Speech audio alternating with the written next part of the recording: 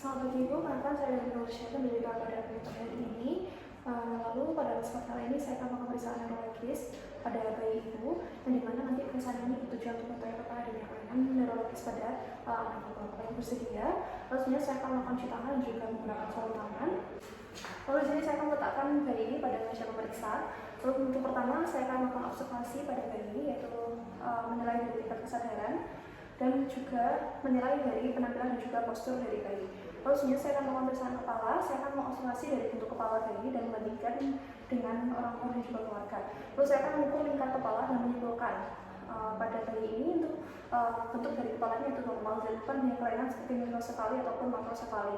Lalu saya akan melakukan palpasi pada fontanel mayor dan juga fontanel minor. Dan pada fontanel mayor yang ini terbuka, lalu pada fontanel minor yang tertutup. Lalu sini saya akan melakukan pemeriksaan neuromuskular. Untuk pertama, dan saya akan memeriksa tonus dan juga refleks dari dalam ekstremitas superior. Di sini saya akan melakukan pemeriksaan refleks dengan penutupan refleks pada tendon otot bisek kaki pada kedua lengan, tangan kanan dan juga tangan kiri.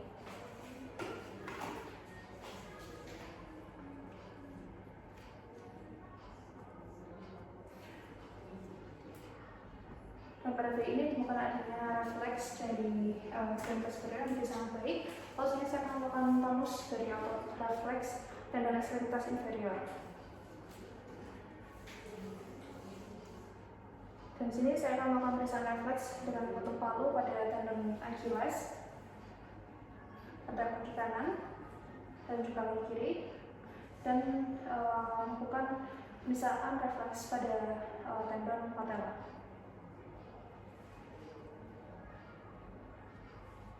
Dan pada pasien ini ditemukan adanya refleks yang baik pada kaki kiri dan juga kanan, yang berarti hasilnya normal. Lalu saya akan melakukan pemeriksaan neuromuskular tepatnya pada bayi, dan di sini saya akan merespon dari traksi, yaitu bayi ditidurkan pada posisi supinasi. Kemudian bersama kedua tangan bayi pada pergelangan tangan. Secara perlahan anak ditarik sampai pada kondisi terduduk. Lalu selanjutnya saya akan melakukan pemeriksaan yaitu suspensi ventral. Dan sini bayi didudukkan pada posisi pronasi. Kemudian telapak tangan periksa menyangga badan bayi pada daerah dada. Lalu selanjutnya saya akan melakukan pemeriksaan refleks patologis. Yang pertama yaitu refleks Babinski. Jadi saya akan menggores panjang kurva lateral hingga ke metatarsal. Dan pada bayi ini yaitu positif, yang dimana ditemukan adanya ekstensi dari jari kaki dengan gerakan seperti kipas atau jari kaki yang lain. Dan saat ini dilakukan pada sisi lateralnya. Lalu selanjutnya saya akan melakukan pemeriksaan refleks primitif. Yang pertama itu adalah refleks Moro, di mana di sini saya akan menjatuhkan bayi secara mendadak pada sudut 10 sampai 15 derajat. Dan pada bayi ini itu ditemukan adanya hasil yang positif dikarenakan terdapat refleks yaitu berupa ekstensi tubuh dan abduksi dari lengan dan tangan terbuka diikuti dari fleksi dan juga abduksi lengan. Lalu selanjutnya saya akan melakukan pemeriksaan refleks isap, yang ini dicetuskan dengan mengusap pada area bibir, dan saya akan mengusap jari saya pada pipi dan menghasilkan refleks pada pipi bayi, yaitu refleks yang manyun.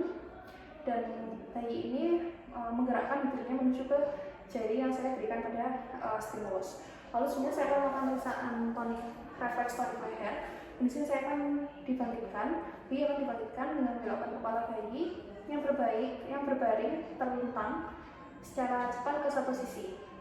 Sini berupa ekstensi lengan dan tungkai pada sisi kemana wajah diputar dan fleksi anggota gerak sisi yang berlawanan. Dan pada pasien ini yaitu hasilnya positif dan sangat baik. Terusnya saya akan melakukan pemeriksaan refleks withdrawal yang dilakukan dengan merangsang telapak kaki bayi dengan menggunakan jalur tubuh pada palu refleks. Lalu selanjutnya maka akan terjadi fleksi tungkai yang dirangsang dan kadang diikuti dengan ekstensi tungkai kontralateral.